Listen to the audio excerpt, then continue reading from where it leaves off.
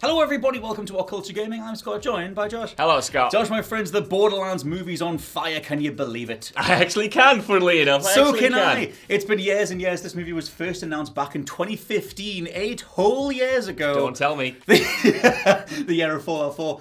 Back in the day, so this is coming from various websites writing up that the Writers Guild, I think it's of America, Writers Guild in general, changing the credit listings for who's making the film and seeing one Craig Mazin take his name off the film, replacing it with a pseudonym. I didn't even know Craig Mazin was involved. Nor did I. I think we did a video on it way back when, and we were like, that's kind of strange. Yeah. But now, obviously, he's changing his name so people don't realize it's him, which is not a good sign. No. So he's taken his name off the project, and there are various other bullet points doing the rounds, some being shared by Culture Crave over on Twitter, one saying that Craig Mazin removed himself from the project, also noting that 10 writers, including Sam Levinson, have now contributed to the project, and a batch of reshoots has happened earlier this year, but without original director Eli Roth. So it's 10 writers. That's crazy. We don't even need 10 writers. Maybe we should get 10 writers.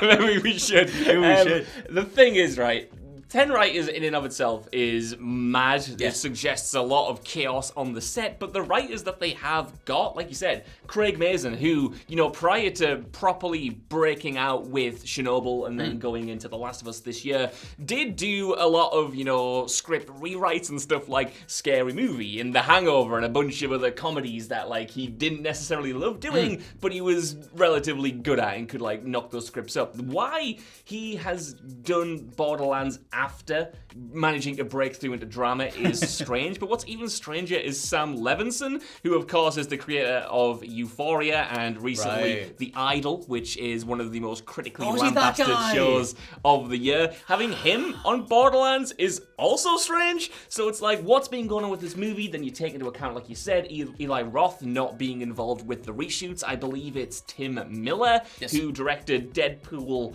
1, so it seems like all of that with the news that, it wrapped production 2 years ago has been in development for all this time, and we've not seen anything from it since the initial announcement of the cast, and maybe have we even seen a photo? I think we've seen a logo. There's a claptrap photo? We're beeping. I don't know what's coming through on the mic, but the Borderlands alarm's going off. We've seen so little of it, and it's what the hell is going on? Who is even the creative lead on this anymore?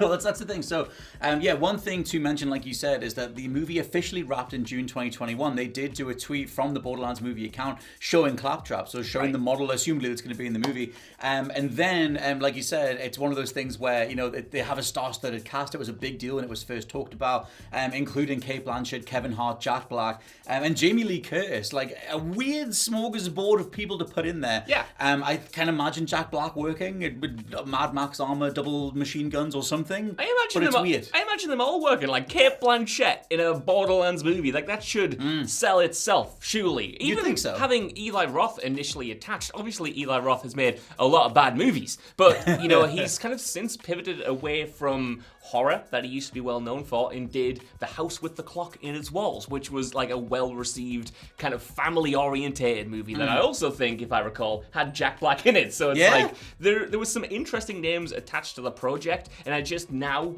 can't wait. Even if they manage to salvage it with these reshoots, I can't wait until we get the deep dive into the production history of what was going on with this shoot. The thing is, they had 10 writers. They've got all the stuff with Craig Mazin years after going I don't want to be associated with this anymore. Use a pseudonym instead, and the star-studded cast and everything else. Do you think this is the news story that makes them do something to convince people that it's still happening? I'm also super curious, like you said, about the behind-the-scenes stuff.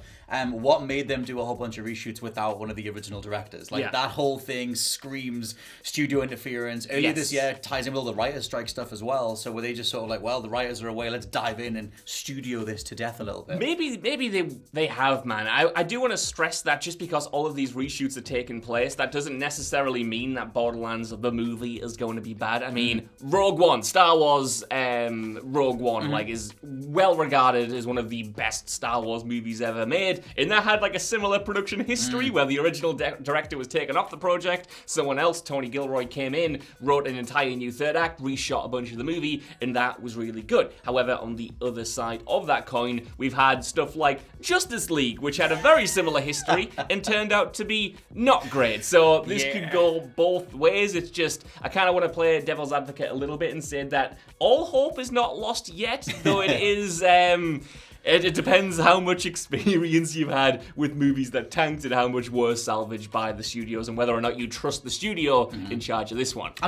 One last thing to mention here, this came from, I think it was Kotaku's write-up on it, just saying that one of the only things we know about this is that it's based on the original Borderlands story. So it's not the live streamer stuff from Borderlands 3, it's not Handsome Jack. It is almost the most forgettable Borderlands story. Borderlands 1 is more remembered for its gameplay and everything else other than the narrative. But yeah, what do you think of them doing a I guess you can introduce people to the IP at some point. You can. I think, I saw some write-ups saying, like, why would you need 10 writers to tell the original Borderlands story? Which is true if they were going to do that just, shot for shot and beat for beat. But to me, you need 10 writers because the story of the original Borderlands is kind of so paper thin and not necessarily a ripe fit to be adapted, especially compared to some of the other stories in the series. So I'm like, I can kind of see why they need 10 writers to kind of figure out how do we turn this initial game into something that works for film, something that fits like a conventional 3-act structure, something with character arcs and all of that jazz. That is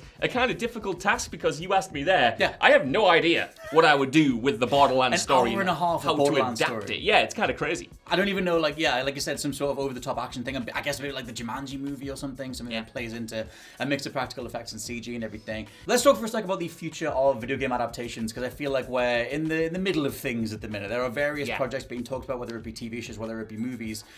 Does this fit? Well, I don't think it does. Even when it was first announced, I imagine if you went back to our initial video on this, I was probably saying something along the lines of, I can't imagine sitting down in a theater to watch a Borderlands movie. No. There's something about that just jars with my brain. I can imagine streaming it. I can imagine it going straight to Netflix for a big release. I can imagine watching it on TV, but there's something about it being a marquee cinematic release that just doesn't work with my brain. It doesn't. The 2 and 2 don't make four in that regard, and I think it's because, at least in the movie space for me, video game adaptations have kind of always fallen down. Even in stuff that I kind of liked, like Uncharted with Tom Holland, which I thought was okay. What a film, Josh. I would have preferred it to be a TV show because I think the best stuff is being done on TV these days, whether that's in animated form or whether it's in live action with the likes of The Last of Us. And I just think that's to me, it's a better medium for adaptation because you get the longer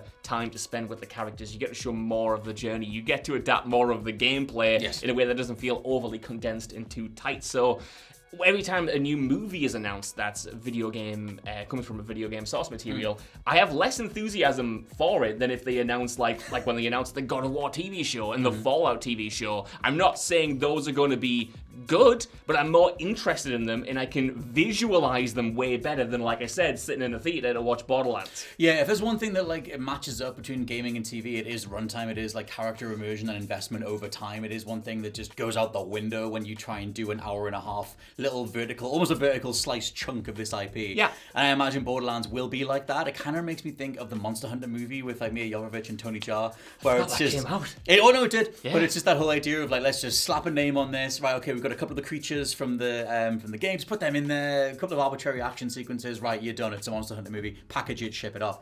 I'm curious how much care and attention has gone into Borderlands. I don't know how much it needs for the IP. It can just be a big dumb shooty thing, but at the same time, if you're trying to aim for a wider audience, it does need some sort of hook. Yeah. I feel like Hollywood right now is in this weird space where we're post superhero shared universe stuff, and DC's trying to build their other thing, but Flash is obviously a bomb. The MCU people are pretty burnt out on. There is a wave of product movies right now, like Air and Blackberry and whatever, and I just feel like video game adaptations are potentially the next thing that Hollywood latches their claws into, but I don't know how much effort they're actually going to put into it. Here's the thing, and I love Borderlands. I think it's a really great series. I've had a lot of fun. A lot of fun with the franchise. I love a lot of the characters in there. Yet, this to me doesn't scream like a Super Mario Brothers adaptation, which was the perfect fit for the cinema screen. That was obviously it made billions of dollars. Everyone went out to see it. It was really well received. That felt like a natural step for that franchise to take it to the big screen. To me, that's just the step that I can't see for Borderlands, because like you said, we're in such a strange period with movies right now. A lot of things are bombing. People don't have the appetite for a lot of stuff. To me, Borderlands isn't the cinema savior. Like, I don't know why, because like you said, it feels like studios are just looking around and saying, what content do we have? Which IPs can we, squeeze more money out of in different mediums? And I'm like, is Borderlands just one of those to these people, or was there real passion behind it? If there's passion behind it, I'll cut it all the slack in the world and look forward to it. But if it is just like, what do we got? What can we make money from? Borderlands, get us one of those. Then I'm like, guys, what are you doing? Have you got a nice shoe? Can we sell this shoe? Can we do a 2-hour movie on this shoe? Yeah, I feel like the fact that it has 10 writers speaks to a lack of auteur control throughout, but we'll see. We'll say that you should check out this video right here from myself and Josh going over the most overlooked games of 2023, and let us know what you think of the Borderlands movie down in the comments. For now, I've been Scott from WhatCulture.com. I've been Josh from WhatCulture.com. And we'll catch you next time. Bye-bye. Goodbye.